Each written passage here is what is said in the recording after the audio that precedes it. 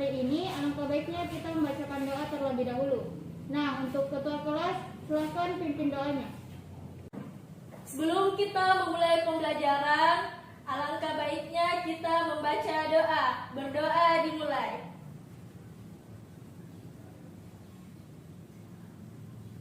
Berdoa selesai. Beri salam kepada Ibu Guru. Assalamualaikum warahmatullahi wabarakatuh. Kabarnya hari ini? Baik, Ibu. Masih semangat? Semangat. Ya, harus semangat ya. Ya, Bu. Sebelum kita memulai pembelajaran hari ini, Ibu akan mengecek kehadiran satu persatu. Dengar ya, Ibu. Nuratira, hadir Bu.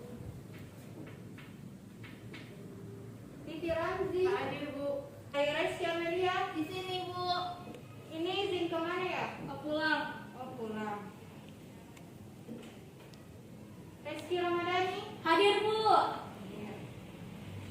Anita Adriana, Hadir, Bu. Nur Fadlia, Sakit. Ini Nur Fadlia sudah berapa lama sakit? 2 hari. Oh iya. Bismillahirrahmanirrahim. Puji syukur kita panjatkan kehadirat Allah Subhanahu wa taala yang telah memberikan kita rahmat dan hidayahnya sehingga kita dapat berkumpul di tempat sekarang ini. Dan tak lupa pula kita kirimkan salawat serta salam kepada baginda kita Nabi besar Muhammad Sallallahu Alaihi Wasallam yang telah membawa kita dari alam gelap gulita menuju alam terang benderang. Nah baik, langsung saja untuk anak-anak, masih ingat pelajaran kita minggu lalu? Nah masih ingat? Lupa, Bu. Nah kemarin itu kita telah membahas mengenai membandingkan kritik sastra dan esai. Dan sekarang kita akan mempelajari mengenai bagaimana cara menganalisis sistematika dan kebahasaan kritik dan esai. Nah, untuk tujuan pembelajarannya yaitu mampu membandingkan sistematika, kritik sastra dan esai. Nah, adapun manfaatnya yaitu yang pertama meningkatkan kemampuan dalam mengapresiasi karya sastra.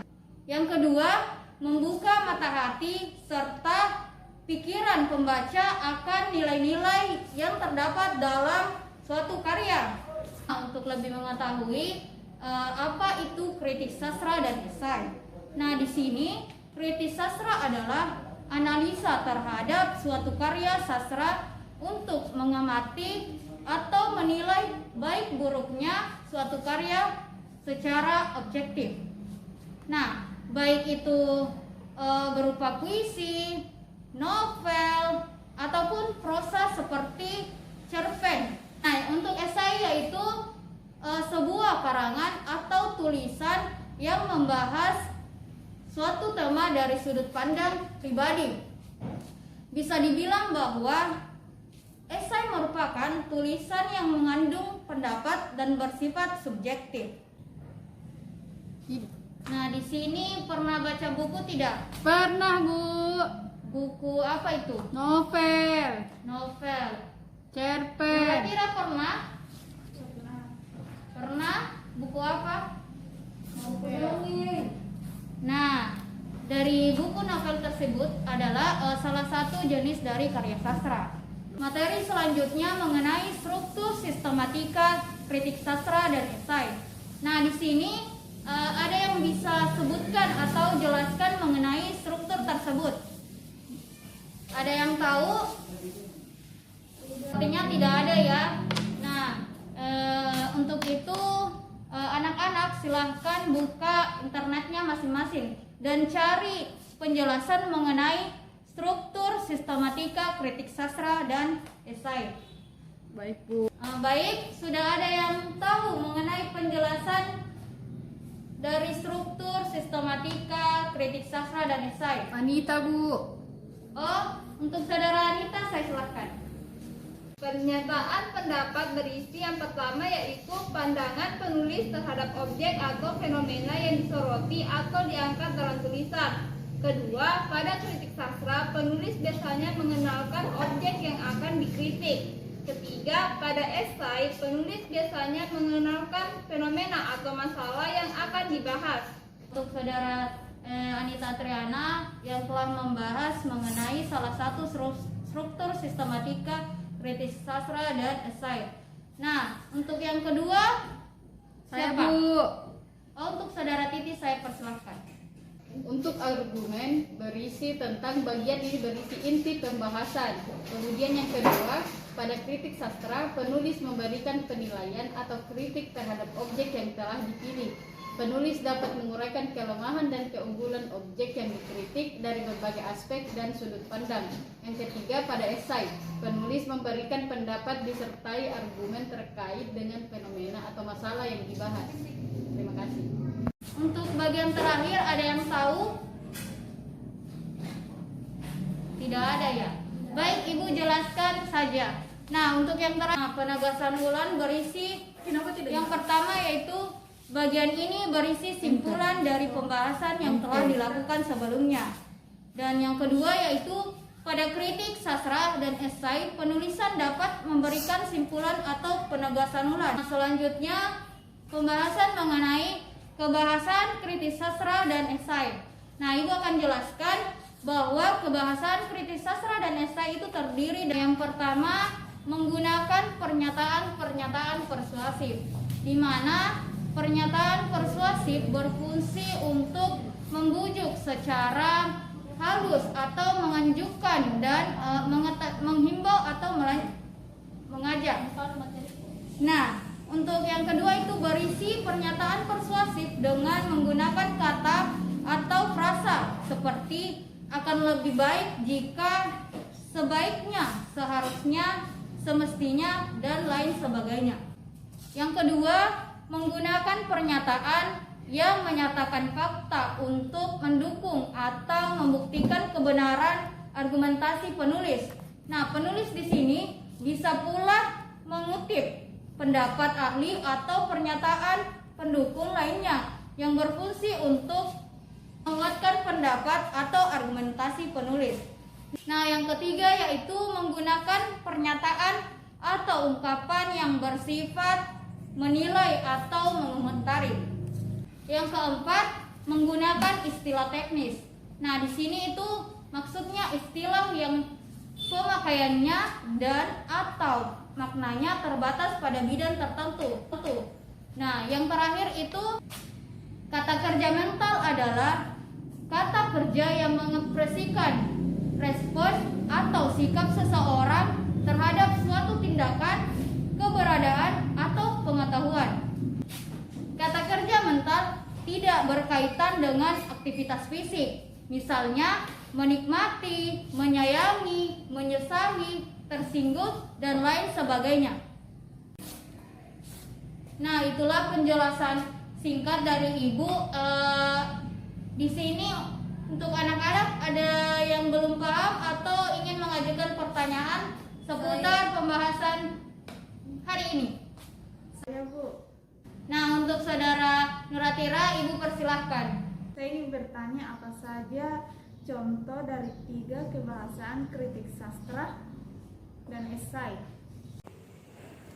Oh iya, mengenai pertanyaan teman kita yang menyatakan apa saja contoh dari 3 kebahasan kritis sastra dan esai.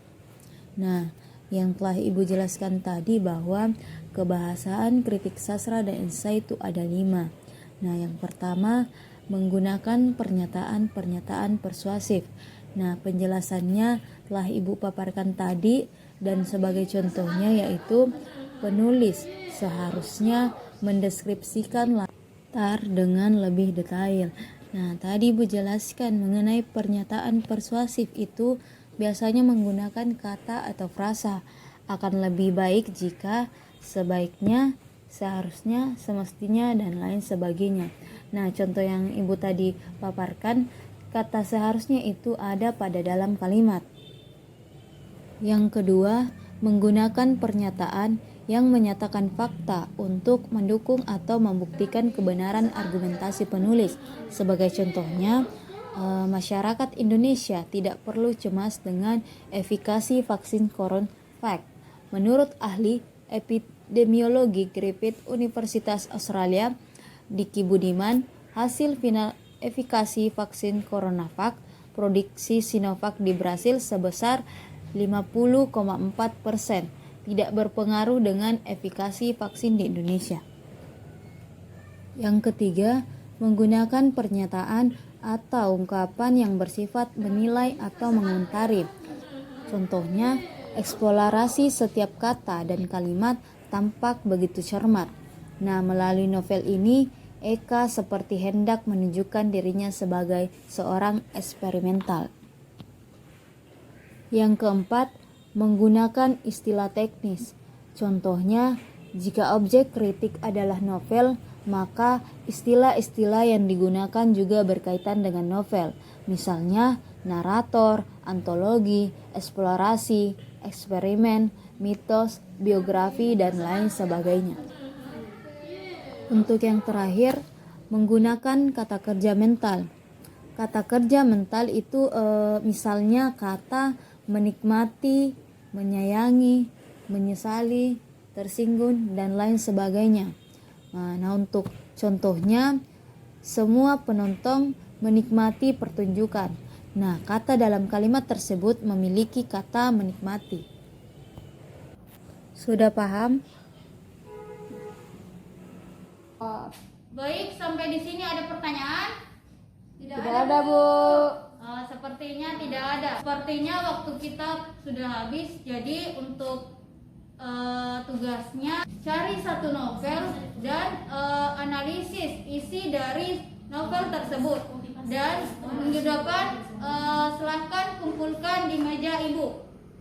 Nah, untuk kesimpulannya, ada yang bisa simpulkan dari pembelajaran kita pada hari ini? Tidak, Ibu. Ibu akan menyimpulkan mengenai materi kita pada hari ini.